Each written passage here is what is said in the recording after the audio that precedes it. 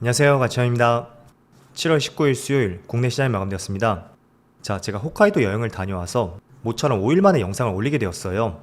그래서 여행을 다녀온 기념으로 사진을 조금 공유해드리고 싶어요. 그래서 주식과 관련된 영상을 집중하고 싶다면 영상을 조금만 뒤로 돌려서 보시고요. 여러분들께 공유해드리고 싶은 지역들 몇 군데를 보여드리도록 할게요. 우선 제가 갔던 지역은 홋카이도라는 곳이에요. 전체 면적이 국내보다 조금은 작았기 때문에 한번 이동하는데 굉장히 시간이 많이 소요가 되었습니다. 그래서 지금 보시는 곳은 삿포로 동쪽에 있는 BHO라는 곳이고 굉장히 자연 환경이 좋더라고요. 그래서 굉장히 인상 깊었던 지역 중에 하나였습니다. 그리고 여행 셋째 날에 갔었던 여기는 삿포로 남쪽에 있었던 노보리베치라는 온천 지역인데 사실 온천은 조금 낡아서 생각보다 좋진 않더라고요. 하지만 주변에 온천을 둘러싸고 있는 이런 자연 환경들이 굉장히 대단하게 느껴졌고 실제로 제가 홋카이도에 있을 때는 약간은 초가을 날씨처럼 느껴졌었거든요. 그런데 여기는 보시는 것처럼 온천의 열기가 장난이 아니었습니다. 그래서 굉장히 더웠었고요. 그리고 여기 일정을 마치고 나서 이건 온천 근처에 있는 장소인데 일본의 민속촌이라고 생각하시면 될 것 같아요. 17세기를 배경으로 만든 곳이고요. 다행히도 여행 마지막 날에 평일이라 사람이 정말 없더라고요. 그리고 날씨도 좋았고 여러 가지로 즐기기에 정말 좋은 곳이었습니다. 이 사진도 같은 곳이에요. 그래서 여기는 홋카이도 남쪽, 삿포로 남쪽 지역이었고 또 여기는 마지막에 공항에 돌아오는 길에 온천 지역 동쪽에 있는 도마코마이라는 지역이에요. 아마도 여기는 한국 사람이 많이 오지 않는 곳이라고 생각이 되고요. 공항 가는 길에 바다를 보고 싶어서 제가 카페를 검색을 했었거든요. 그래서 정말 어렵게 찾았던 곳이었습니다. 그리고 여기는 삿포로 시내죠. 이건 전데 아마도 대부분 저를 처음 보시는 분들이 많으실 거예요. 한번 인사드리고자 올려봤습니다. 그래도 여행 중에 계속 시장을 확인했었는데 글로벌 시장 흐름이 그렇게 나쁘진 않았더라고요. 그래서 정말 다행이라고 생각이 되었고 오늘도 그런 면에서는 시장 흐름이 괜찮았던 것 같습니다. 자, 그래서 충분히 많이 쉬었으니까 오늘부터 영상 꾸준히 올려보도록 할게요. 자, 우선 코스피는 어제하고 비슷하게 보합으로 마무리되었고 반면에 코스닥은 1% 급등이 나왔습니다. 아무래도 에코프로비엠의 영향이 컸었겠죠. 그리고 코스피의 상위 종목들을 보면 오늘은 2차전지 관련주의 강세 흐름이 이어졌어요. LG에너지솔루션, 그리고 LG화학, 삼성 SDI는 조금 떨어졌네요. 반면에 포스코홀딩스라든지 포스코퓨처엠 모두 좋은 흐름이 나왔었고 반대로 반도체 관련주 이쪽은 다소 쉬어가는 흐름이 나왔습니다. 그리고 코스닥은 에코프로비엠의 급등이 다시 한번 나왔고 LNF도 마찬가지로 17% 급등이 나왔습니다. 그래서 2차전지 관련주 내에서도 소재 기업들 흐름이 정말 강하게 나왔어요. 반면에 이 두 종목을 제외한다면 그렇게 크게 움직인 종목은 없었죠. 그리고 코스피의 수급을 보면 지난주까지는 기관과 외국인의 수급이 꾸준히 들어왔다면 이번 주의 수급은 그렇게 좋지는 않은 것 같습니다. 오늘도 기관과 외국인의 양매도가 나왔고 반면에 코스닥 쪽은 오늘 소폭의 외국인의 순매도가 있었지만 최근 들어 외국인의 매수세가 폭발적으로 들어오고 있습니다. 그리고 오늘은 기관 쪽에서 오랜만에 순매수가 들어왔네요. 그리고 삼성전자는 외국인의 오늘 소폭의 순매수가 있었고 하이닉스는 반대로 외국인의 소폭의 순매도가 나왔습니다. 규모는 크게 신경 쓰지 않아도 될 것 같고요. 반면에 에코프로비엠은 어제에 이어서 오늘도 2천억이 넘는 많은 매수세가 들어왔습니다. 지금 이틀 동안 5천억의 매수가 들어왔어요. 그래서 코스닥 지수의 상승을 견인하고 있고 반대로 에코프로는 어제는 외국인의 많은 순매수가 있었지만 오늘은 외국인의 순매도가 나왔습니다.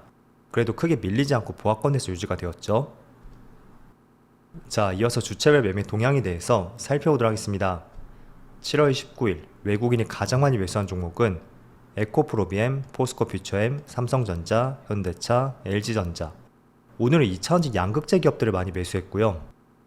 그리고 기관은 에코프로, LNF, LG에너지솔루션, SK하이닉스, 네이버. 기관은 이런 순서대로 매수를 했습니다. 자, 이어서 해외 증시를 보면 최근 며칠 동안 미국 증시의 흐름을 보니까 지금 보시는 것처럼 굉장히 양호한 흐름이 이어지고 있습니다. 그리고 S&P 500도 마찬가지로 좋은 흐름이 나오고 있고 그리고 다우지수는 어제 1% 급등이 나오면서 그동안 나스닥 200 탄력이 부진했었다면 오랜만에 박스권을 돌파하면서 올해 신고가를 경신했습니다.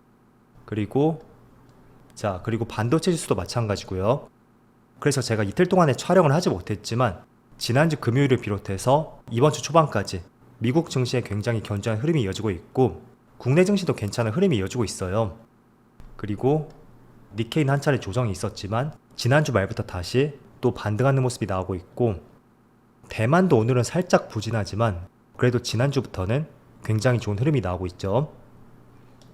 반면에 중국 증시는 제가 금요일날 말씀을 드렸을 거예요. 최근에 시장을 조금은 부정적으로 보는 두 가지 리스크가 있고 그런 관점들이 당분간 전환되진 않을 것 같습니다. 그래서 중국을 대상으로 사업하는 기업들, 그런 기업들은 필히 한번 조심을 해보시면 좋을 것 같아요. 자, 그리고 이틀 동안 시장 흐름을 봤을 때 다시 한번 2차전지가 정말 강세 흐름이 나왔습니다. 자, 에코프로는 어제만 무려 11% 급등이 나왔고 100만원을 확실하게 돌파하게 되었어요.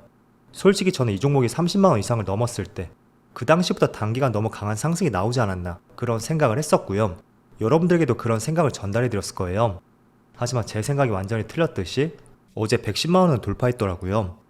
그렇지만 항상 저는 주식을 할 때 한 가지 기준이 있는데 항상 수익 내지 않아도 좋습니다. 다만 단기간에 강한 상승이 나온 종목이라면 얼마나 상승이 나오던 투자 종목에서 배제를 하고 있어요.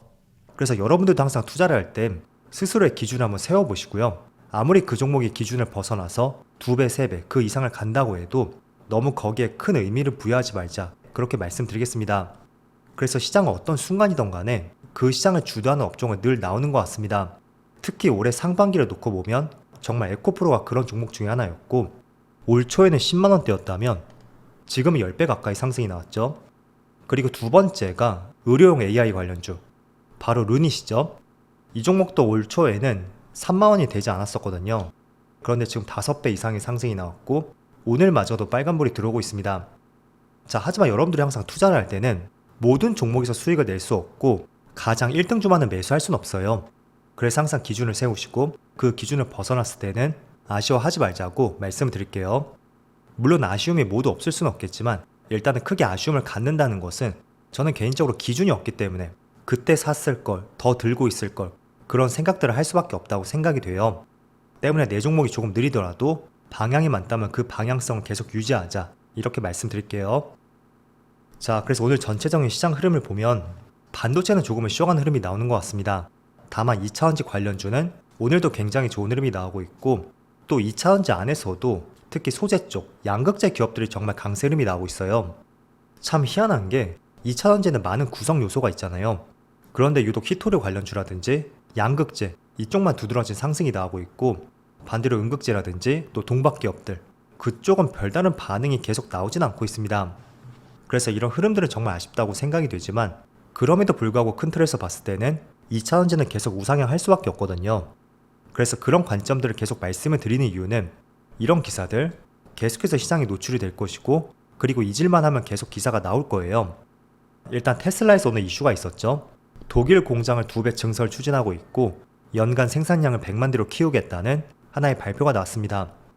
그래서 이런 흐름이 계속 이어지고 또 많은 기사들이 계속 나올수록 2차전지 업종들은 계속 추가적인 상승이 나올 것이고요. 때문에 지난번에도 말씀을 드렸듯이 그 업종이 속한 테마가 얼마나 이어질 수 있는지 그런 부분을 필히 관찰해 보시고 크기를 한번 스스로 파악을 해보셔야 됩니다. 지난번에도 예시로 말씀을 드린 것 같아요. 예를 들어 구제역이라든지 또 조류 독감 그런 것들이 발생이 되면 또 백신 관련주가 크게 상승이 나오거든요. 하지만 그런 업종들의 상승 결코 장기적일 수는 없겠죠. 때문에 제가 예시를 든 업종하고 2차전지라든지 반도체, AI 그런 업종들의 차이를 한번 필히 생각해 보세요. 자, 그래서 루닛 같은 경우에도 대표적인 의료 AI 관련주잖아요. 그래서 이렇게 추세적인 장기적인 상승 흐름이 나올 수 있고 우리는 항상 이런 업종들을 발굴하면서 그 속에서 장기 투자를 하던 단기 투자를 하던 또는 스윙 투자를 하던 그런 결정을 내리는 것이 가장 합리적이라고 말씀드리겠습니다. 자, 그리고 최근에 자동차 시장을 보면 현대기아차가 정말 잘 나가고 있어요. 물론 북미 시장에서 조금 더 잘 나가고 있지만 올해 차량용 PCB 시장이 14% 성장할 것으로 전망이 나왔습니다.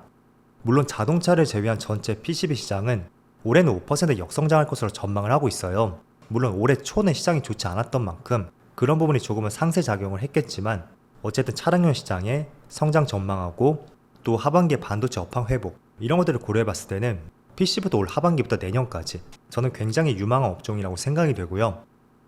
그리고 또 폴더블 폰 같은 경우에는 삼성 측에서 이번에 굉장히 공을 들이는 것 같아요. 언팩 행사도 국내에서 진행을 하고 또 기존 시점보다 앞당기는 만큼 굉장히 신경 쓰는 게 느껴지더라고요. 그래서 갤럭시 언팩 행사를 통해서 우리가 또 알 수 있는 것은 반도체라든지 PCB 그리고 디스플레이 이런 쪽들의 또 반응이 나올 수도 있고, 또 이쪽이 특화된 업종이라고 한다면 힌지 관련주들, 그쪽도 좋은 대안이 될 수 있겠죠. 자, 제가 며칠 만에 다시 영상을 켰는데 시장의 흐름이 나쁘지 않았어요. 코스피도 21선을 회복했고 또 코스닥도 마찬가지로 21선 위에서 올해 신고가를 달리고 있습니다. 하지만 다시 한번 강조해드리면 또 RSI 지표가 지금까지는 괜찮은 것 같아요. 그렇지만 과열 구간을 또 향해서 달리고 있는 만큼 지수의 위치를 꼭 다시 한번 파악해 보시고요. 그리고 코스피 같은 경우에는 아직까지 코스피는 걱정할 단계는 아닌 것 같습니다.